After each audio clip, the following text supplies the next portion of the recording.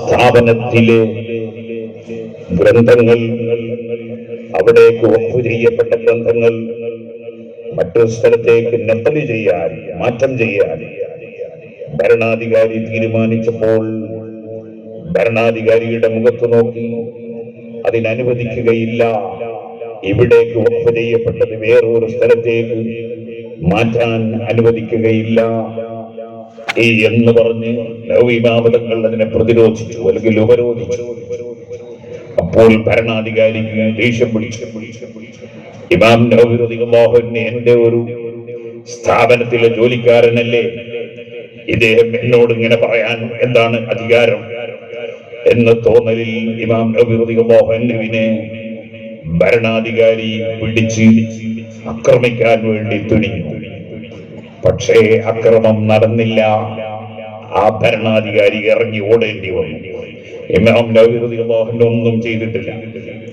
അദ്ദേഹം നേരെ ഓടിപ്പോയി ഓഫീസിൽ ചെന്ന് ആ മുദരിസിനെ ഇനിമേലിൽ ഇവിടെ നിന്ന് ഭക്ഷണം കൊടുക്കരുത്, ശമ്പളം കൊടുക്കരുത് എന്ന് പറഞ്ഞപ്പോൾ ഓഫീസ് സെക്രട്ടറി പറഞ്ഞു, അദ്ദേഹം ശമ്പളം പറ്റാറില്ല, നമ്മളെ ഭക്ഷണവും കഴിക്കാറില്ല, അദ്ദേഹം ബാപ്പ കൊണ്ട് കൊടുക്കുന്ന ചെറിയ ഒരു ഭക്ഷ്യവസ്തു കൊണ്ട് നോമ്പ് തുറക്കുകയും അത്താഴം കഴിക്കുകയും ചെയ്തുകൊണ്ട് നോമ്പെടുത്ത് ജീവിക്കുന്ന മഹാനാണ്, നമ്മുടെ ഭക്ഷണവും എടുക്കാറില്ല, ശമ്പളവും പറ്റാറില്ല.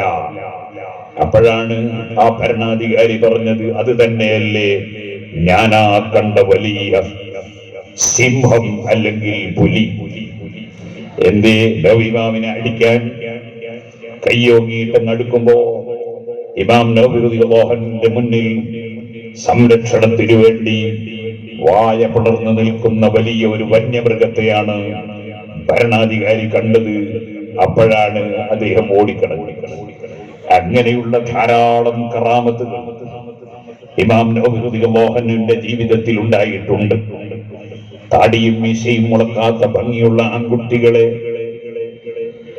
മറയില്ലാതെ തൊടുന്നത് ഹറാമാണ്, സ്പർശിക്കുന്നത് ഹറാമാണ്. അതുകൊണ്ടാണ് അത്തരം ആൺകുട്ടികളെ മുസാഫഹത്ത് ചെയ്യൽ ഹറാമാണെന്ന് ഫത്ഹുൽ മുഈൻ അടക്കമുള്ള എല്ലാ കിതാബുകളിലും പറഞ്ഞിട്ടുള്ളത്.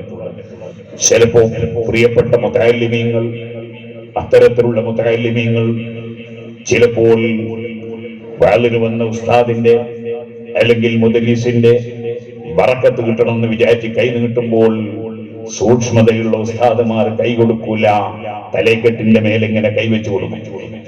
അതിന്റെ കാരണം അത് ഹറാമായത് കൊണ്ടാണ്.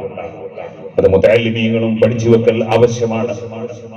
ഇരിക്കട്ടെ, എന്നാൽ വലിയ സൂക്ഷ്മതയുള്ള പണ്ഡിതന്മാർ അത്തരം കുട്ടികളുടെ മുഖത്ത് നോക്കുന്നതിൽ നിന്നും അവരുടെ കണ്ണ് സ്ത്രീകളെ നോക്കുമ്പോൾ താഴ്ത്തുന്നത് പോലെ താഴ്ത്തിക്കളയും.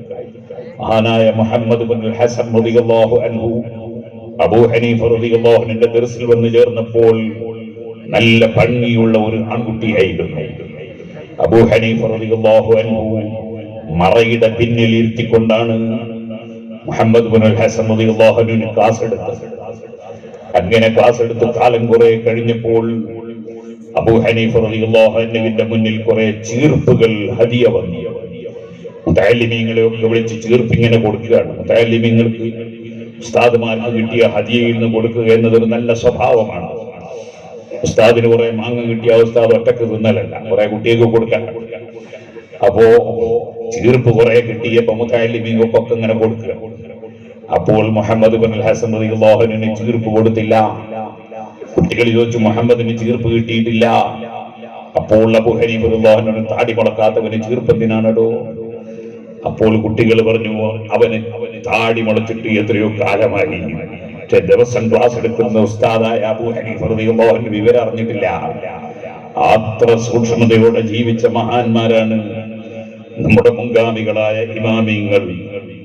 വളരെയേറെ സൂക്ഷ്മതയോടെ ജീവിച്ച ശാഫിഈ മദ്ഹബിന്റെ മുഹരിറായ ഇമാം നവവി റളിയല്ലാഹു തആല അൻഹു വനഫഅന അല്ലാഹു ബിഹി ഫിദ്ദാറൈൻ മഹാനവറുകൾ അത്തരത്തിലുള്ള കുട്ടികളെ മുഖത്ത് നോക്കൽ വികാരമില്ലെങ്കിലും ഹറാമാണ് എന്ന പക്ഷക്കാരനാണ്. അത്യാവശ്യത്തിന് മാത്രമേ നോക്കാൻ പാടുള്ളൂ എന്ന പക്ഷക്കാരനാണ്. എന്നാൽ ഇമാമിങ്ങളിൽ പലരും വികാരമുണ്ടെങ്കിലേ ഹറാമുള്ളൂ, ഇല്ലെങ്കിൽ ഹറാമില്ല എന്ന അഭിപ്രായക്കാരാണ്. ഏതായിരുന്നാലും ഇമാം നവവി റളിയല്ലാഹു അൻഹു ആ അഭിപ്രായം പറഞ്ഞതിന്റെ പേരിൽ ഒരു വലിയ പണ്ഡിതൻ ഇമാം നവവി റളിയല്ലാഹു അൻഹുവിനെ ആക്ഷേപിച്ച് സംസാരിച്ചു. ആ പണ്ഡിതൻ മരണപ്പെട്ടപ്പോൾ അദ്ദേഹത്തിന്റെ മയ്യത്തിന്റെ സമീപത്ത് ആയിരക്കണക്കിന് ആളുകൾ ഉണ്ടെങ്കിലും ഒരു ചെറിയ പൂച്ചയെ പോലുള്ള ഒരു മൃഗം ഓടി വന്ന് ആ പണ്ഡിതന്റെ വായിൽ നിന്ന് നാവ് കടിച്ചെടുത്ത് ഓടിക്കളഞ്ഞു എന്ന ചരിത്രം ഇമാം സുയൂത്തി റളിയല്ലാഹു അൻഹുവിനെ പോലുള്ള പണ്ഡിതന്മാർ രേഖപ്പെടുത്തുന്നുണ്ട്. നമുക്ക് വളരെയേറെ പാഠമുണ്ടതിൽ. നമ്മൾ ചിലപ്പോൾ രാവിലെ മുതൽ വൈകുന്നേരം വരെ ഇഖ്ലാസോടെ പ്രവർത്തിക്കുന്ന ഒരു ആലിമിനെ എല്ലാ സമയത്തും ആക്ഷേപിച്ചാലും ചീത്ത പറഞ്ഞാലും അദ്ദേഹം മരിക്കുന്ന സമയത്ത് ഇങ്ങനെയൊന്നും കണ്ടുകൊള്ളണം എന്നില്ല. അതിന്റെ കാരണം വളരെ വ്യക്തമാണ്. നല്ല ലുങ്കി തുണിയുമെടുത്ത് ഒരു പാടത്തേക്ക് ഇറങ്ങി പണിയെടുക്കുന്ന ഒരാൾ അദ്ദേഹത്തിന്റെ ലുങ്കി തുണിയിലേക്ക് ചളി തെറിക്കുമ്പോൾ, ചേറ് തെറിക്കുമ്പോൾ അപ്പോൾ അത് കഴുകി വൃത്തിയാക്കൂല. അത് പുഴയിലോ കുളത്തിലോ കൊണ്ടുപോയി അടിച്ച് അലക്കാനുള്ള തുണിയാണ്. അതേ സമയത്ത് നല്ല വെള്ള തുണിയുമെടുത്ത് ജുമാക്ക് പോകുമ്പോ ഒരൽപ്പം ചളി തെറിച്ചു പോയാൽ അപ്പോൾ തന്നെ അത് കഴുകി വൃത്തിയാക്കുന്ന സ്വഭാവമുണ്ട്. എന്താണ് കാരണം? ഒന്ന് വെള്ള തുണിയാണ്. അല്ലാമ ദീമി റഹ്മത്തുള്ളാഹി അലൈഹി ഒരു നല്ല മഹാനായ പണ്ഡിതനായിരുന്നു, വെള്ളത്തുണിയായിരുന്നു. അതിൽ വന്നുപോയ ഒരു കറ നവവി ഇമാം റളിയല്ലാഹു അൻഹുവിനെ ആക്ഷേപിച്ചു പോയി എന്നതാണ്. അത് ഖബറിലേക്ക് പോകുന്നതിന് മുമ്പ് തന്നെ അത് ഇവിടെ വെച്ച് തന്നെ കഴുകി വൃത്തിയാക്കാൻ വേണ്ടി അല്ലാഹു തആല നൽകിയ ഒരു സംഭവമായിരുന്നു അത്. ഇരിക്കട്ടെ സഹോദരന്മാരെ, അങ്ങനെ എത്രയോ കറാമത്തുകൾ വഫാത്തിന് ശേഷവും മുമ്പും പ്രകടമായ അത്ഭുതങ്ങൾ പ്രകടമായ ആളാണ് ഇമാം നവവി റഹ്മത്തുള്ളാഹി അലൈഹി തങ്ങളെങ്കിലും ആ ഇമാം നവവിയുടെ കറാമത്തിൽ വലിയ കറാമത്ത് അതല്ല, മറിച്ച് അവിടുന്ന് ധാരാളം ഇൽമുകൾ എഴുതി സമൂഹത്തിന് ഖിയാമത്ത് നാൾ വരെ സമർപ്പിച്ചു എന്നതും അതുപോലെ ധാരാളം ശിഷ്യന്മാരെ വളർത്തിയെടുത്തു എന്നതുമാണ് ഇമാം നവവി റളിയല്ലാഹു അൻഹുവിന്റെ ഏറ്റവും വലിയ കറാമത്ത്. ആ കറാമത്തിനാണ് മാനവിയായ കറാമത്ത് എന്ന് പറയുന്നത്. അതേ സമയത്ത് അത്ഭുതങ്ങൾ പ്രകടമാകുന്ന കറാമത്തിന് ഹിസ്സിയായ കറാമത്ത് എന്നാണ് പണ്ഡിതന്മാര് പറയുക. ഞാൻ പറഞ്ഞു വന്നത് ഹിസ്സിയായ ധാരാളം കറാമത്തുകൾ പ്രകടമായ വ്യക്തിയാണ് മഹാനായ സഹ്ലു തുസ്തരി റളിയല്ലാഹു അൻഹു. ഒരിക്കൽ കുറച്ച് ആളുകൾ വന്ന് ചോദിച്ചു, നിങ്ങൾ വെള്ളത്തിന്റെ മേലെ കൂടി നടന്നു പോകുന്നുണ്ടല്ലോ, അങ്ങനെ പലരും പറയുന്നുണ്ടല്ലോ. സഹ്ലു തുസ്തരി റളിയല്ലാഹു അൻഹു പറഞ്ഞു, നിങ്ങളത് പള്ളിയിലെ മുക്കരിക്കാനോട് ചോദിച്ചാൽ മതി. പള്ളിയിലെ മുക്കരിക്കാന്റെ അടുത്ത് പോയിട്ട് അവർ അന്വേഷിച്ചു. മുക്കരിക്കാനോട് ചോദിച്ചപ്പോ മുക്കരിക്ക പറഞ്ഞു, അതൊന്നും എനിക്കറിയില്ല, അദ്ദേഹം ഒരിക്കൽ കുളത്തിൽ വീണപ്പോ ഞാനാണ് പിടിച്ച് രക്ഷപ്പെടുത്തിയത്. അതെന്തിനെ? മഹാനവറുകൾക്ക് വെള്ളത്തിന്റെ മേലെ കൂടെ നടന്നു പോകുന്ന കറാമത്ത് ഉണ്ടായിരുന്നു. പക്ഷെ എന്റെ കറാമത്തൊന്നും ആരും അറിയണ്ട എന്ന നിലക്ക് പഴയ കാലത്ത് വെള്ളത്തിൽ വീണപ്പോൾ മുക്കരിക്ക രക്ഷപ്പെടുത്തിയ കഥ കേൾക്കട്ടെ എന്ന് മനസ്സിലാക്കി ഇതവിടെ മൂടി വെച്ചതായിരുന്നു മഹാനവറുകൾ. ഇന്നത്തെ പോലെ കറാമത്ത് ഇങ്ങനെ പ്രചരിപ്പിക്കുന്ന ഏജൻസികളെ കൊണ്ടുവരുന്ന വ്യാജ തരീഖത്തുകാരായിരുന്നില്ല അവർ. അവർ ശരിയായ തരീഖത്തുകാരും ശരിയായ സൂഫികളും ആയിരുന്നു. സുഹൃത്തുക്കളെ, ആ സഹ്ലു തുസ്തരി റളിയല്ലാഹു അൻഹു ആണ് ഇമാം അബൂ ദാവൂദ് റളിയല്ലാഹു അൻഹുവിന്റെ സമീപത്ത് വന്ന് പറഞ്ഞു, എനിക്ക് എന്റെ മനസ്സിൽ ഒരാഗ്രഹമുണ്ട്, നിങ്ങളത് വീട്ടിൽ തരും എന്ന് സമ്മതം തന്നാൽ ഞാൻ ആഗ്രഹം പറയും. അപ്പോൾ അബൂ ദാവൂദ് റളിയല്ലാഹു അൻഹു പറഞ്ഞു, എനിക്ക് സാധിക്കുമെങ്കിൽ ഞാൻ അത് വിട്ടാൽ നിങ്ങൾക്ക് സമ്മതം തരും. അപ്പോൾ പറഞ്ഞു, എനിക്ക് നിങ്ങളുടെ ചുണ്ട് അല്ലെങ്കിൽ നാവ് ഒന്ന് ചുംബിക്കണം, അതാണ് എന്റെ ആഗ്രഹം. അബൂ ദാവൂദ് റളിയല്ലാഹു അൻഹു ഇങ്ങനെ നോക്കി നിന്ന് പോയി. ഇതെന്താണ് ഈ ചോദിക്കുന്നത്? വാക്ക് പറഞ്ഞു പോയത് കൊണ്ട് കാണിച്ചു കൊടുക്കാതെ നിർവാഹമില്ല. അതെന്താ കാരണം പറഞ്ഞത്? നിങ്ങളുടെ നാവ് അഷ്റഫുൽ ഖൽഖ് സല്ലല്ലാഹു അലൈഹി വസല്ലം തങ്ങളുടെ ഹദീസുകൾ ദർസ് നടത്തുന്ന നാവാണ്, ധാരാളം ഹദീസ് പറയുന്ന നാവാണ്. അതൊന്ന് ചുംബിച്ചിട്ട് ബറക്കത്തെടുക്കാൻ ഞാൻ ആഗ്രഹിക്കുന്നു. അപ്പൊ ഇൽമു പറയുന്ന നാവ്, ഇൽമു ക്ലാസ് എടുക്കുന്ന നാവ്, ഇൽമു പറയുന്ന തൊള്ള അത് വലിയ ബറക്കത്തുള്ള നാവാണ്, ബറക്കത്തുള്ള തൊള്ളയാണ്. പക്ഷേ ആ തൊള്ള നജസ് പുരട്ടാൻ പാടില്ല, ആ നാവിൽ നജസ് പുരട്ടാൻ പാടില്ല. അപ്പോൾ പിന്നെ നമ്മൾ നജസ് കൊണ്ട് ഖുർആൻ എഴുതിയാൽ എങ്ങനെ ഉണ്ടാകും? അല്ലെങ്കിൽ മൂത്രം മുക്കിയിട്ട് ഒരാൾ ഹദീസ് എഴുതിയാൽ എങ്ങനെ ഉണ്ടാകും? അത് കടുത്ത അദബുകേടും തെറ്റുമായില്ലേ? ഇതുപോലെ നാവ് കൊണ്ട് ഇൽമു പറയുന്നവർ അവരുടെ നാവ് കൊണ്ട് ഗീബത്ത് പറയാൻ പാടില്ല, കളവ് പറയാൻ പാടില്ല, ചീത്ത വിളിക്കാൻ പാടില്ല, തെറി പറയാൻ പാടില്ല, നമീമത്ത് ഏഷണി പറയാൻ പാടില്ല. അതൊക്കെ മാലിന്യങ്ങളാണ്. അതൊക്കെ ആത്മീയമായി പറയുമ്പോൾ അതൊക്കെ നജസാണ്. അത്തരം നജസ് കൊണ്ട് നാവും തൊള്ളയും വൃത്തികേടാക്കാൻ പാടില്ല. പഠിക്കുന്ന മുതഅല്ലിമീങ്ങളോട് ഞാൻ ഉണർത്തുന്നു, നമ്മുടെ ഇൽമിന് ബറക്കത്ത് ലഭിക്കണമെങ്കിൽ നമ്മുടെ നാവ് കൊണ്ട് മറ്റുള്ളവരെ കുറ്റം പറയുന്ന നാവാകരുത്. ഗീബത്തും നമീമത്തും ഫിത്നയും ഫസാദും ചീത്തയും പറയുന്ന നാവാകരുത്.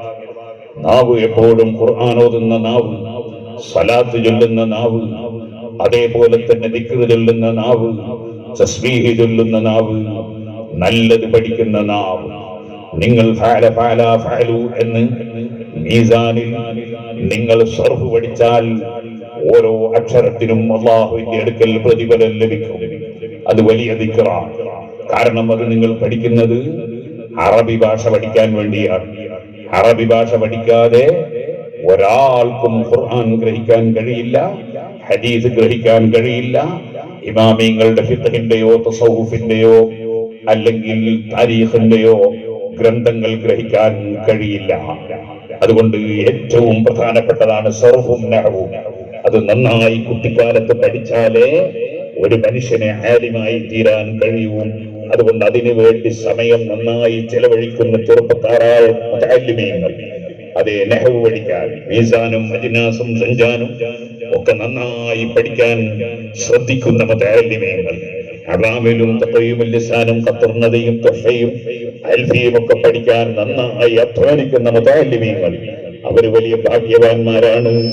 അവർക്കാണ് ആലിമീങ്ങളെ രംഗത്ത് പിൽക്കാലത്ത് അവസരം ലഭിക്കുന്നത്. അത് പഠിക്കാൻ മടിയുള്ളവർക്ക് ആലിമാകാൻ സാധ്യമല്ല. ഇരിക്കട്ടെ, ഞാൻ വിശദീകരിച്ച് സംസാരിക്കുന്നില്ല. ഏതായിരുന്നാലും ആലിമീങ്ങൾക്ക് ദർസ് നടത്തുന്നവർക്ക് വലിയ പവറുണ്ട്. ദർസ് എന്ന് പറയുന്നതിന്റെ സ്വഭാവം നിങ്ങൾക്കറിയാമല്ലോ. ഒരു മുദരിസ് എന്ന് പറഞ്ഞാൽ ഞാൻ കുറ്റ്യാടിയിൽ നിന്നാണ് വരുന്നത്. ഇന്നലെ പുറപ്പെട്ടതാണ്. കുറ്റ്യാടി എന്ന് പറയുന്നത് തേങ്ങയുടെ നാടാണ്. ധാരാളം നല്ല തേങ്ങ ഉണ്ടാകുന്ന നാടാണ് കുറ്റ്യാടി. എന്നാൽ തേങ്ങകളുടെ കൂട്ടത്തിൽ രണ്ട് തേങ്ങയുണ്ട്. ഒന്ന് വിത്ത് തേങ്ങയാണ്, ഒന്ന് സാധാരണ ഉപയോഗത്തിനുള്ള തേങ്ങയാണ്. സാധാരണ ഉപയോഗത്തിനുള്ള തേങ്ങ അരച്ചിട്ടും അതേപോലെ തന്നെ കൊപ്പറയാക്കിയിട്ടും വെളിച്ചെണ്ണയാക്കി ആട്ടിയെടുത്തിട്ടും ഒക്കെ ഉപയോഗിക്കും. അതോടുകൂടി ആ തേങ്ങയുടെ ഉപകാരം കഴിഞ്ഞു. ഇനി വിത്ത് കാശാക്കുകയാണെങ്കിൽ വിത്ത് കാശ് കിട്ടിയാൽ അതോടെ കഴിഞ്ഞു. വിത്ത് തേങ്ങ അങ്ങനെയല്ല. ആ വിത്ത് തേങ്ങ ഒരു തേങ്ങ കൊണ്ടുപോയി അതാ കുഴിച്ചിട്ട് അതിലൂടെ ഒരു തെങ്ങ് വളരുകയാണ്. ആ തൈത്തെങ്ങ് വളർന്ന് അത് അപ്പോൾ മുതഅല്ലിമാണ്.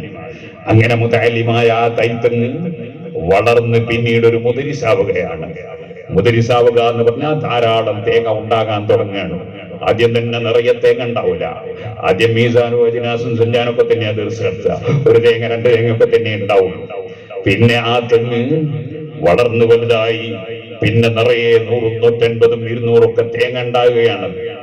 ആ തെങ്ങിൽ നിന്നുണ്ടാകുന്ന തേങ്ങ വീണ്ടും അതിൽ നിന്ന് പലതും വിത്ത് തേങ്ങയായി പോവുകയാണ്. കുറെ തേങ്ങകൾ ഉപയോഗത്തിലും പോവുകയാണ്.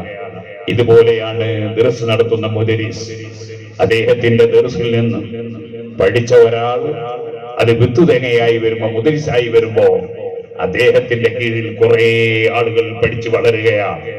അവര് വലിയ ആലിമീങ്ങളാകുമ്പോ അവരെ ശേഷം കുറെ മുതഅല്ലിമീങ്ങളെ വളർത്തി ആലിമീങ്ങളെ ഉണ്ടാക്കുകയാണ്. ഇതൊരു ചെറിയ ഭാഗ്യമല്ല. അതാണ് നബി സല്ലല്ലാഹു അലൈഹി വസല്ലം മരണപ്പെട്ടതിന് ശേഷവും നിലച്ചു പോകാത്ത 3 പ്രവർത്തനങ്ങളിൽ ഒന്നായി പറഞ്ഞ വഇൽമുൻ യുന്തഫഉ ബിഹി, അതേ ഉപകാരപ്രദമായ ഇൽമ്. ഞാനിവിടെ വരുമ്പോൾ നമ്മുടെ ബാഖവി ഉസ്താദിന്റെ പ്രസംഗം കേട്ടുകൊണ്ടാണ് കയറി വന്നത്. അദ്ദേഹം കുറെ മസ്അലകളും നിയമങ്ങളും ഫളാഇലുകളും ഒക്കെ ഇങ്ങനെ പറയുകയാണ്. അൽഹംദുലില്ലാഹ് അങ്ങനെയാണ് ജനങ്ങൾക്ക് നല്ല കാര്യങ്ങൾ പറഞ്ഞു കൊടുക്കേണ്ടത്. ഒരു വ്യക്തിയെങ്കിലും ഒരു സുന്നത്ത് നിസ്കരിച്ചു കിട്ടിയാൽ, ഒരു മനുഷ്യന്റെ നിസ്കാരമെങ്കിലും ശരിയായി കിട്ടിയാൽ, അതല്ലേ നമുക്ക് ഏറ്റവും വലിയ സമ്പാദ്യം. ഞാൻ എന്റെ സദസ്സിൽ പങ്കെടുത്ത മുഅ്മിനീങ്ങളോട് പറയട്ടെ, നമ്മൾ പലപ്പോഴും ഈ മുറിയൻ കുപ്പായം അല്ലെങ്കിൽ ടീഷർട്ട് ഇട്ട് നിസ്കരിക്കുമ്പോ ആ ടീഷർട്ട് അല്ലെങ്കിൽ നമ്മുടെ ഹാഫ് ഷർട്ട് പാന്റിന്റെ ഉള്ളിലേക്ക് തിരികെ കയറ്റി ഇൻസൈഡ് ആക്കി നിസ്കരിക്കുകയാണെങ്കിൽ കുഴപ്പമില്ല. അതേ സമയത്ത് അത് ചെയ്യാത്ത പലരുടെയും നിസ്കാരം ദിനേന ബാത്തിലാകുന്നത് കാണുകയാണ്.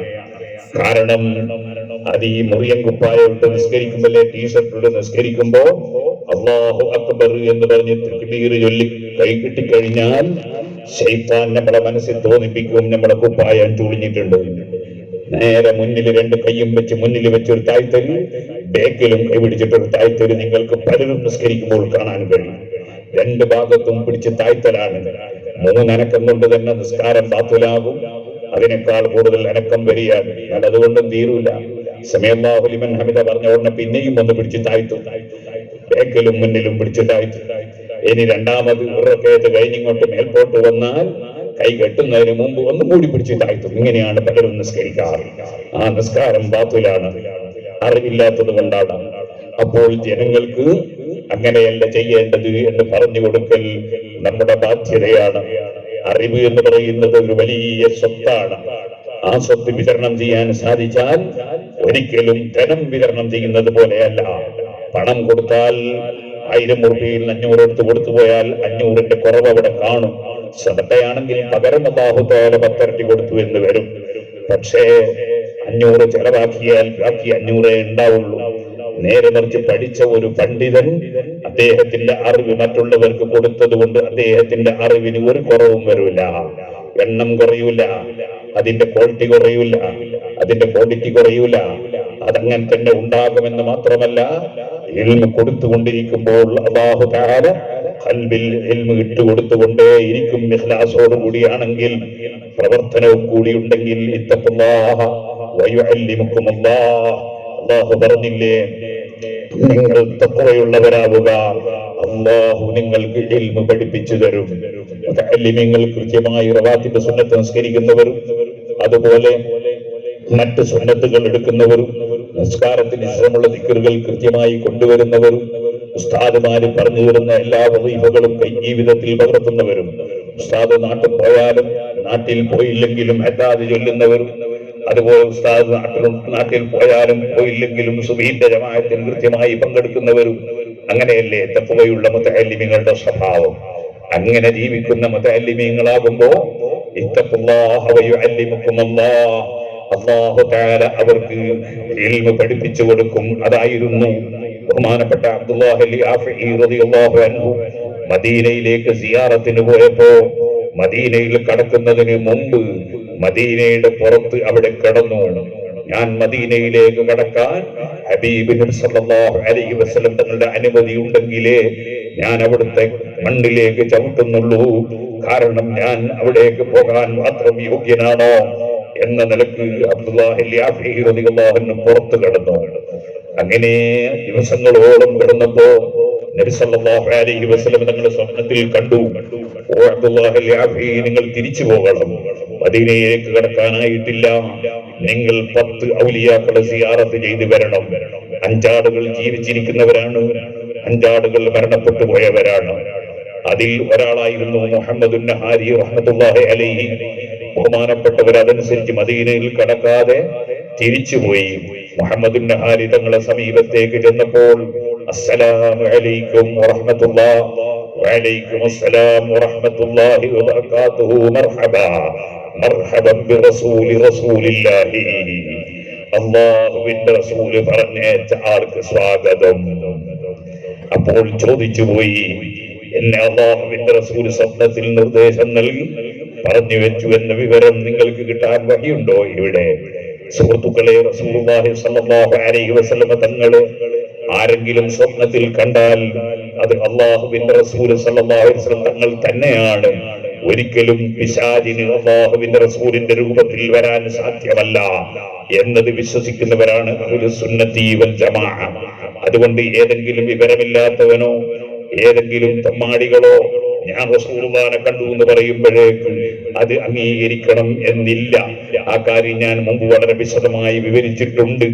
അബ്ദുല്ലാഹി ഇബ്നു അബ്ബാസ് റളിയല്ലാഹു അൻഹു അതുപോലെ മുഹമ്മദ് ഇബ്നു സീരീൻ റളിയല്ലാഹു അൻഹുവും ഒക്കെ സ്വപ്നം വ്യാഖ്യാനത്തെ സംബന്ധിച്ച് നന്നായി അറിയുന്ന മഹാനാണ്. മുഹമ്മദ് ഇബ്നു സീരീൻ റളിയല്ലാഹു അൻഹു സഹീഹുൽ ബുഖാരിയിൽ പോലും ഗുരുവര്യന്മാരുടെ പട്ടികയിൽ പറയുന്ന ആളാണ്.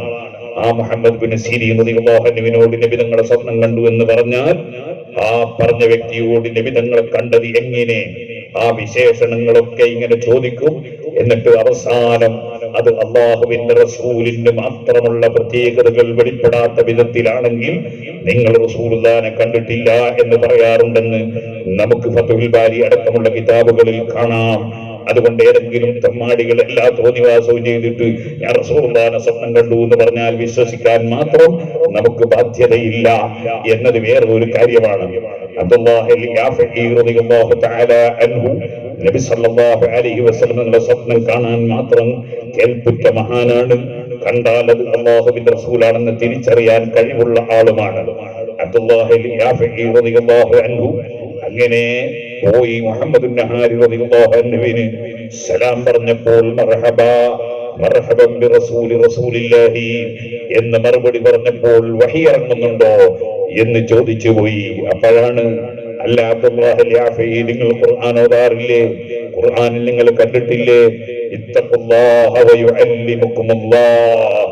മനസ്സിൽ അഹങ്കാരമില്ലാതെ അസൂയയില്ലാതെ വിദ്വേഷമില്ലാതെ വൈരാഗ്യമില്ലാതെ വെറുപ്പില്ലാതെ അനാവശ്യ ചിന്തകളില്ലാതെ ആരെയും മനസ്സിലാക്കാതെ ആരെയും നിസ്സാരപ്പെടുത്താതെ നല്ല ആരെയും പരിഹസിക്കാതെ നല്ല മനസ്സോടുകൂടെ ജീവിക്കുകയും അല്ലാഹു വിരോധിച്ചതെല്ലാം കൈയൊഴിക്കുകയും അല്ലാഹു കൽപ്പിച്ചതെല്ലാം എടുക്കുകയും ചെയ്യുന്ന ശരിയായ മുത്തഖിയായാൽ ഇത്തഖുല്ലാഹ്, അല്ലാഹുവിനെ സൂക്ഷിച്ച് നിങ്ങൾ ജീവിച്ചോ, തഖ്വയോടെ ജീവിച്ചോ, വയുഅല്ലിമുകുമുല്ലാഹ്, അല്ലാഹു നിങ്ങൾക്ക് തഅലീം നടത്തും, അല്ലാഹു നിങ്ങൾക്ക് ഇൽമു പഠിപ്പിച്ചു തരും എന്ന് ഖുർആൻ പറഞ്ഞിട്ടില്ലേ? അല്ലാഹുവിങ്കിൽ നിന്ന് ഇൽമു കിട്ടും എന്ന് മഹാനവറുകൾ പറഞ്ഞത് ചരിത്രത്തിൽ നമുക്ക് കാണാം. അതുകൊണ്ട് മുതഅല്ലിമീങ്ങൾ നല്ല തഖ്വയോടുകൂടെ ഇൽമു പഠിക്കണം, പഠിച്ച ഇൽമനുസരിച്ച് ജീവിക്കണം, ധാരാളം പഠിക്കാൻ വേണ്ടി കിതാബുകളുമായി ബന്ധപ്പെടണം. ഇമാമിങ്ങളെ കിതാബുമായി ബന്ധപ്പെടുമ്പോൾ അവരുടെ അർവാഹികളുടെ മദദ്, അവരുടെ ആത്മീയമായ സഹായം നമുക്ക് ലഭിച്ചുകൊണ്ടേയിരിക്കും. ആ സഹായം ലഭിക്കാൻ ഇമാമിങ്ങളെ കിതാബുകൾ ധാരാളം മുതാല ചെയ്യണം, പഠിക്കാൻ വേണ്ടി നോക്കിക്കൊണ്ടേയിരിക്കണം, മനസ്സിലാക്കാൻ വേണ്ടി ശ്രമിക്കണം. ഇൽമു എന്നത് വേറെ തന്നെ ഒരു സംഗതിയാണ്. അത് ചിലപ്പോൾ അനുഭവിക്കാതെ മനസ്സിലാക്കാൻ കഴിയുന്ന ഒരു വിഷയമല്ല. അതുകൊണ്ടാണ് ഇൽമു എന്നാൽ പ്രകാശമാണ്. പ്രകാശം ആകുന്ന ഇൽമു, അല്ലാഹുവിന്റെ പ്രകാശം അല്ലാഹു തആല പാപികൾക്ക് കൊടുക്കുകയില്ല എന്ന് പറഞ്ഞിട്ടുള്ളത്. അതിനെ സംബന്ധിച്ച് നമുക്ക് നല്ല ബോധം വേണം. പുല്ലൂക്കര ഉസ്താദുകളുടെ ദർസിൽ ഒരു 6, 7, 8 കൊല്ലം ഓതിപ്പടിച്ചവനാണ് ഞാൻ. അന്ന് എനിക്ക് ഓർമ്മയുണ്ട്, ജലാലൈനി ഓതുന്ന സമയത്ത് ഞാൻ റാസി പല സ്ഥലത്തും തഫ്സീർ റാസി ഇങ്ങനെ നോക്കും. ചില സ്ഥലം നോക്കിയാൽ മനസ്സിലാവില്ല. ഇങ്ങനെ വരുമ്പോൾ ഞാൻ റാസിയും എടുത്ത് ഉസ്താദിന്റെ അടുക്കലേക്ക് പോകും. ഉസ്താദിന്റെ മുമ്പിൽ അത് വായിച്ചു കൊടുത്തിട്ട് ഉസ്താദിനെ കൊണ്ട് അതിന്റെ അർത്ഥം വെപ്പിച്ച് മനസ്സിലാക്കാൻ വേണ്ടി പോകും. അങ്ങനെ ഉസ്താദിന്റെ സമീപത്ത് ചെന്ന് ചിലതെല്ലാം ഉസ്താദ് വായിച്ചു പറഞ്ഞു തന്നത് എനിക്ക് ഓർമ്മയുണ്ട്. എന്നാൽ ചിലപ്പോൾ കിതാബും എടുത്ത് ഉസ്താദിന്റെ മുന്നിൽ ചെന്നാൽ ഉസ്താദിന്റെ മുന്നിൽ ചെന്ന് എന്താ വന്നത് എന്ന് ചോദിക്കുമ്പോ കിതാബൊന്ന് മറിച്ചു വായിക്കാൻ വേണ്ടി മറിച്ചൊന്ന് നോക്കി വായിക്കുമ്പോ തെറ്റിപ്പോകരുതല്ലോ. അതൊന്ന് നോക്കിക്കഴിയുമ്പോൾ എന്താണ് പറഞ്ഞത് എന്ന് താനെ മനസ്സിലായി. ഒന്നുമില്ല എന്ന് പറഞ്ഞ് അങ്ങനെ തന്നെ മടങ്ങി ഇങ്ങോട്ട് പോകുന്നത് എനിക്ക് ഓർമ്മയുണ്ട്. നല്ല ആത്മീയ ചൈതന്യമുള്ള ഉസ്താദുമാരായ അവർ മുഖേന നമുക്ക് വലിയ നൂറ് അല്ലാഹു സുബ്ഹാനഹു വ തആല അവര് പറഞ്ഞു തരണമെന്നില്ല. അവരുടെ സദസ്സിൽ പോയി നിന്നാലും അവരുടെ മുഖത്തേക്ക് ആദരവോടെ നോക്കിയാലും അവരുടെ സദസ്സിൽ പങ്കെടുത്താൽ പോലും അതുകൊണ്ട് നമുക്ക് ഇൽമു അല്ലാഹു തആല ഖൽബിൽ തരും എന്നത് അനുഭവിച്ച് മനസ്സിലാക്കാൻ കഴിയുന്ന ഒരു യാഥാർത്ഥ്യമാണ്. അതുകൊണ്ട് ഇൽമുമായി എപ്പോഴും ബന്ധപ്പെടണം. സാധാരണക്കാരായ എന്റെ രക്ഷിതാക്കളോട് എനിക്ക് പറയാനുള്ളത്, നിങ്ങൾക്ക് അല്ലാഹു തആല തരുന്ന ആൺമക്കൾ, ആ ആൺമക്കളിൽ നിന്ന് ഒരു മകനെയെങ്കിലും ഞാനൊരു ആലിമാക്കണം എന്ന ചിന്ത, അത് വളരെ നല്ല ചിന്തയാണ്. ഇപ്പോൾ ഞാൻ ഖുർആൻ മനഃപ്പാഠമാക്കിയ കുറച്ച് കുട്ടികൾക്ക് ബഹുമാനപ്പെട്ട സാദാത്ത് തങ്ങളവர்கள் സർട്ടിഫിക്കറ്റ് കൊടുക്കുമ്പോ കുറച്ച് പട്ല എന്ന് പറയുന്ന സ്ഥലത്ത് ഞാൻ അവിടെ പങ്കെടുക്കുകയുണ്ടായി. അവിടുന്ന് ഇറങ്ങുമ്പോൾ അതുപോലെ വേറെ ചില സ്ഥലത്ത് നിന്ന് ചെറിയ കുട്ടികളെ കൊണ്ടുവന്ന് കാണിച്ച്, ഉസ്താദെ ഇവന് ഹാഫിദ് ആകണം എന്ന് ആഗ്രഹമുണ്ട്, ഹാഫിദ് ആകാൻ വേണ്ടി ദുആ ചെയ്യണം എന്ന് പറഞ്ഞ രക്ഷിതാക്കളുണ്ട്. അല്ലാഹു തആല ആ കുട്ടികൾക്കൊക്കെ അതിന് തൗഫീഖ് നൽകട്ടെ. അതുപോലെ രക്ഷിതാക്കൾക്ക് അത് കണ്ടാസ്വദിക്കാനും അല്ലാഹു തൗഫീഖ് നൽകട്ടെ. സിറാജുൽ ഹുദയുടെ കീഴിലുള്ള ഹിഫ്ദുൽ ഖുർആൻ കോളേജിലെ 79 കുട്ടികൾക്ക് സർട്ടിഫിക്കറ്റ് കൊടുക്കുന്ന ഒരു പരിപാടി വരുന്ന 20-ാം തീയതി നടക്കുന്നുണ്ട്. നിങ്ങളെല്ലാവരെയും ഞാൻ ക്ഷണിക്കുന്നില്ല എന്ന് പറഞ്ഞ് നിങ്ങൾ വേണ്ടാന്ന് വിചാരിച്ചിട്ടല്ല, വരുന്നതിന് കുഴപ്പമൊന്നുമില്ല, വേണ്ടാന്ന് ആരോടും പറയില്ല. ക്ഷണിക്കുന്നില്ല എന്ന് പറഞ്ഞ് അതൊരു വലിയ വാർഷിക സമ്മേളനമല്ല, സർട്ടിഫിക്കറ്റ് കൊടുക്കുന്ന ഒരു സമ്മേളനമാണ്. ബഹുമാനപ്പെട്ട സമസ്ത കേരള ജമീയത്തിന്റെ പ്രസിഡന്റ് സുലൈമാൻ ഉസ്താദും അതുപോലെ ശൈഖുന കാന്തപുരം ഉസ്താദ് തുടങ്ങിയ വലിയ പ്രഗത്ഭന്മാരൊക്കെ അന്ന് അവിടെ വരുന്നുണ്ട്. പക്ഷെ നിങ്ങളെ അങ്ങനെ എല്ലാവരെയും ഒന്നായി ക്ഷണിക്കാത്തത്, വാർഷിക സമ്മേളനം വരുമ്പോൾ ക്ഷണിക്കാം. ഇടക്കിടക്ക് വാർഷിക സമ്മേളനം നടത്താറില്ല. ആളുകൾക്കൊക്കെ ഒരു വാർഷിക സമ്മേളനത്തിന് പോകണമെന്ന് തോന്നുന്ന സമയത്തേ ക്ഷണിക്കാറുള്ളൂ, നടത്താറുള്ളൂ. അതുകൊണ്ട് ഇൻഷാ അല്ലാഹ് അത് പിന്നീട് ക്ഷണിക്കാം. ഞാൻ അതിനു വേണ്ടി പറഞ്ഞതല്ല. ഹിഫ്ദുൽ ഖുർആൻ കോളേജിൽ പഠിക്കുന്ന കുട്ടികൾ അവര് ഭാഗ്യവാന്മാരാണ്. ഖുർആൻ മനഃപ്പാഠമാക്കാൻ കഴിഞ്ഞാൽ അത്രയും നല്ലതാണ്. എല്ലാ കുട്ടികൾക്കും ഖുർആൻ തീർത്തും മനഃപ്പാഠമാക്കാൻ കഴിയണം എന്നില്ല. എന്നാലും മുതഅല്ലിമീങ്ങൾ ചുരുങ്ങിയത് 5 ജുസ് എങ്കിലും അല്ലെങ്കിൽ ഒരു 10 ജുസ് എങ്കിലും ഖുർആൻ മനഃപ്പാഠമാക്കാൻ നോക്കണം. വിചാരിച്ചാൽ കഴിയാത്ത സംഗതിയല്ല.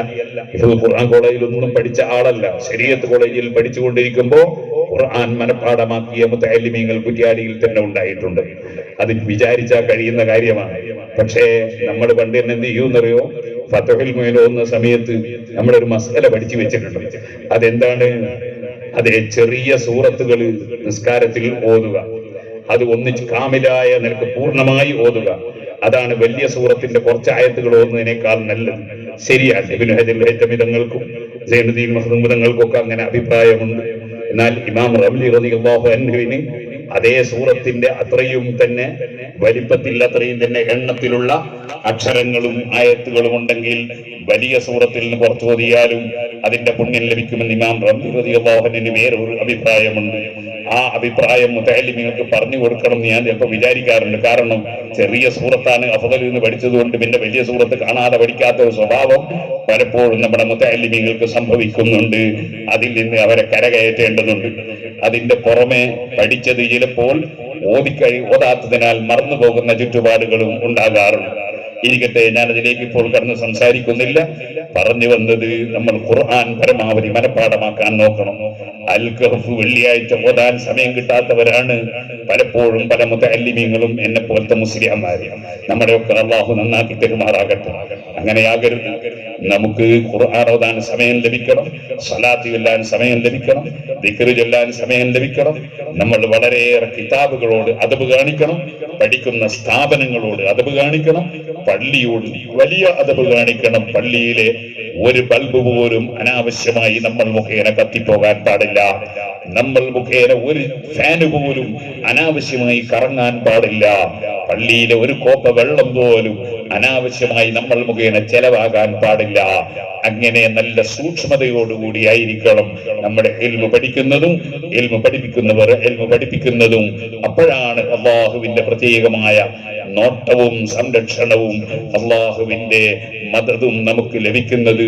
അല്ലാഹു സുബ്ഹാനഹു വ തആല നാഫിആയ ഇൽമു നമുക്കും നമ്മുടെ മുതഅല്ലിമീങ്ങൾക്കും നമ്മുടെ ഉസ്താദുമാർക്കും എല്ലാവർക്കും അല്ലാഹു വർദ്ധിപ്പിച്ചു തരട്ടെ. സാധാരണക്കാരായ ആളുകൾ അവരുടെ മക്കളിൽ നിന്ന് കഴിയുന്നതും എല്ലാവരെയും സാധിക്കുമെങ്കിൽ അങ്ങനെ. എനിക്ക് 5 ആൺമക്കളുണ്ട്. 5 ആൺമക്കളെ ഞാൻ ദർസിലയച്ചിരുന്നു. പക്ഷേ 3 ആളെ മാത്രമേ സ്ഥിരപ്പെട്ട് കിട്ടിയിട്ടുള്ളൂ. 2 ആളുകൾ വേറെ വഴിക്കേക്കാണ് അല്ലാഹുവിന്റെ തീരുമാനമുണ്ടായത്. എന്നാൽ ഇരിക്കട്ടെ, എല്ലാവരും ഇല്ലെങ്കിൽ ഒരു വിദ്യാർത്ഥിയെങ്കിലും ഒരാളെയെങ്കിലും ആലിമാക്കി വളർത്താൻ സാധാരണക്കാരായ ആളുകൾ ശ്രമിക്കണം. അത് വലിയ ഭാഗ്യമാണ്. ആ ഒരു ഭാഗ്യം മറ്റൊന്നുകൊണ്ടും നമുക്ക് ലഭിക്കുകയില്ല എന്ന ബോധം നമുക്കെല്ലാവർക്കും ഉണ്ടാകണം. നമ്മുടെ മക്കളിൽ ആലിമീങ്ങൾ ഉണ്ടാകണം. അതിന്റെ ഫലം പറഞ്ഞാൽ തീരില്ല. ഞാനിപ്പോൾ നിങ്ങളോട് ഒരു അല്പസമയം സംസാരിച്ചു. അള്ളാഹു അത് കബൂൽ ചെയ്യട്ടെ. അതുപോലെ ഇവിടെ പ്രസംഗിച്ച എല്ലാ ഉസ്താദുമാരുടെയും പ്രസംഗങ്ങൾ അള്ളാഹു കബൂൽ ചെയ്യട്ടെ. നമ്മുടെ ഈ പരിപാടിയും അള്ളാഹു തആല കബൂൽ ചെയ്യട്ടെ.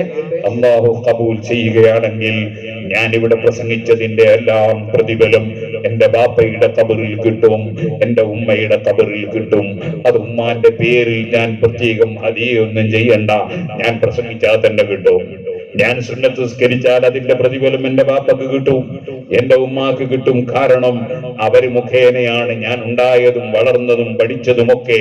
അതുകൊണ്ട് എന്റെ ജീവിതത്തിന് ബാപ്പയും ഉമ്മയും കാരണമായതിനാൽ മക്കൾ ചെയ്യുന്ന പ്രവർത്തനങ്ങൾ വലതും സാലിഹായ മക്കൾ അത് അവർ മരിച്ചതിന് ശേഷവും ബാപ്പക്കും ഉമ്മക്കും ഫലം ലഭിക്കുന്നതാണ്.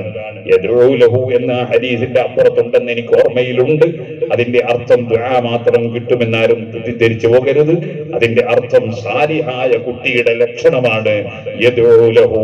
അതേ ബാപ്പ ഉമ്മക്ക് വേണ്ടി പ്രാർത്ഥിക്കുന്ന സുന്നിയായിരിക്കും എന്നത്. അല്ലാതെ മരിച്ചവർക്ക് നമ്മളൊന്നും ചെയ്തിട്ട് കാര്യമില്ല എന്ന് പറയുന്ന മുജാഹിദും ജമാഅത്ത് ഇസ്ലാമി ഒന്നും ആയിരിക്കില്ല. അത്തരം കുട്ടികളെ കൊണ്ടൊരു കാര്യവും കിട്ടുകയില്ല എന്നാണ് ആ ഹദീസ് പഠിപ്പിച്ചതിന്റെ അർത്ഥം. ഇരിക്കട്ടെ, ഞാൻ പറഞ്ഞു വന്നത് നമ്മൾ ആലിമീങ്ങളെ വളർത്താൻ വേണ്ടി ശ്രമിക്കണം. ഈ ജമാഅത്തിലുള്ള മുഅ്മിനീങ്ങൾ, ഈ ജമാഅത്തിന്റെ ഭാരവാഹികൾ, അതുപോലെ ദർസുകൾ പരിപോഷിപ്പിക്കുകയും സംരക്ഷിക്കുകയും വളർത്തുകയും ചെയ്യുന്ന എല്ലാ മഹല്ല് ജമാഅത്തിന്റെയും ഭാരവാഹികൾ അവർ ചെയ്യുന്ന കർമ്മം വളരെ വലുതാണ്. അവർ വലിയ ഭാഗ്യവാന്മാരാണ്. അള്ളാഹു അവരിൽ നിന്നും കബൂൽ ചെയ്യുമാറാകട്ടെ. ഭാരവാഹി എന്ന് പറഞ്ഞാൽ വെയിറ്റ് താങ്ങുന്നവർ എന്നല്ലേ അതിന്റെ അർത്ഥം? വെയിറ്റ് എടുക്കുന്നവർ എന്നല്ലേ അതിന്റെ അർത്ഥം? ഒരു പള്ളിയുടെ, ഒരു ദർസിന്റെ, ഒരു കോളേജിന്റെ, ഒരു മദ്രസയുടെ ഭാരവാഹി എന്ന് പറഞ്ഞാൽ അതിന്റെ ഭാരം വഹിക്കുന്നവർ എന്നാണ് അതിന്റെ അർത്ഥം. അങ്ങനെ ഒരാൾ ദീനിനു വേണ്ടി ഒരു ഭാരം വഹിക്കുമ്പോൾ പ്രസിഡന്റ് തന്നെ കെട്ടി വലിയട്ടെ, അല്ലെ സെക്രട്ടറി തന്നെ കെട്ടി വലിയട്ടെ, നമുക്ക് ജനറൽ ബോഡിയിൽ വെച്ച് കാണിച്ചു കൊടുക്കാം എന്ന് ചിന്തിക്കുന്ന ചില ആളുകളുണ്ട്. അങ്ങനെയായി പോകാൻ പാടില്ല. ആ ഭാരം വഹിക്കുന്ന ഭാരവാഹികൾക്ക് പരമാവധി സഹായങ്ങളും സഹകരണങ്ങളും ചെയ്ത് പ്രചോദനം നൽകി അവർക്ക് ശക്തി പകരുകയാണ് മറ്റുള്ളവരുടെ കർത്തവ്യം എന്നുകൂടി ഇവിടെ ഓർമ്മപ്പെടുത്തി ഞാൻ എന്റെ വാക്കുകൾ നിർത്തട്ടെ. അൽഹംദുലില്ലാഹി റബ്ബിൽ ആലമീൻ. അല്ലാഹുമ്മ സ്വല്ലി വസല്ലിം വബാരിക് അലാ റസൂലിക വഹബീബിക സയ്യിദിനാ മുഹമ്മദ് വഅലാ ആലി വഅസ്ഹാബി സയ്യിദിനാ മുഹമ്മദ്. اللهم إنا نعوذ بك من علم لا ينفع ومن قلب لا يخشع ومن نفس لا تشبع ومن دعوة لا يستجاب لها. اللهم علمنا ما ينفعنا وانفعنا بما علمتنا ووفقنا لما تحب وترضى وللتعلم والتعليم ولخدمة دينك الإسلام لوجهك الكريم. اللهم بارك لنا وبارك لجميع من أحب وأحسن إلينا ولجميع من ساعد وتبرع ونذر لمعاهد ديننا. اللهم احفظنا وإياهم بحفظك واجعلنا وإياهم من عبادك الصالحين. അർഹമർറാഹിമീനായ റബ്ബേ, ഞങ്ങളുടെ പ്രിയപ്പെട്ട റഫീഖ് സഅദി ഉസ്താദിനും അദ്ദേഹത്തിന്റെ ശിഷ്യന്മാർക്കും അതുപോലെ ഈ വേദിയിലും സദസ്സിലും എല്ലാം ധാരാളം മുദരിസുമാരുണ്ട്, ആലിമീങ്ങളുണ്ട്. എല്ലാവർക്കും അവരുടെയും സാധുക്കളായ ഞങ്ങൾക്ക് ഞങ്ങളെല്ലാവരുടെയും ചെറിയ ഇൽമു മാത്രമേ ഞങ്ങൾക്കുള്ളൂ. ആ ഇൽമിന് നീ ബർക്കത്ത് ചെയ്യണം റഹ്മാനെ. പഠിച്ച ഇൽമനുസരിച്ച് ജീവിക്കാൻ തൗഫീഖ് നൽകണം റഹ്മാനെ. ഞങ്ങളുടെ ദർസുകളിലും സ്ഥാപനങ്ങളിലും നീ ബർക്കത്ത് ചെയ്യണം റഹ്മാനെ.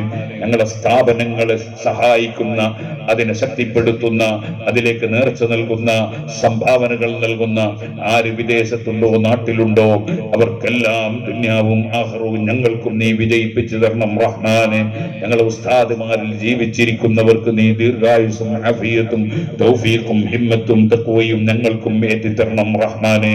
ഞങ്ങളുടെ ശിഷ്യ പരമ്പരകളിൽ നീ ബർക്കത്ത് ചെയ്യണം റഹ്മാനെ.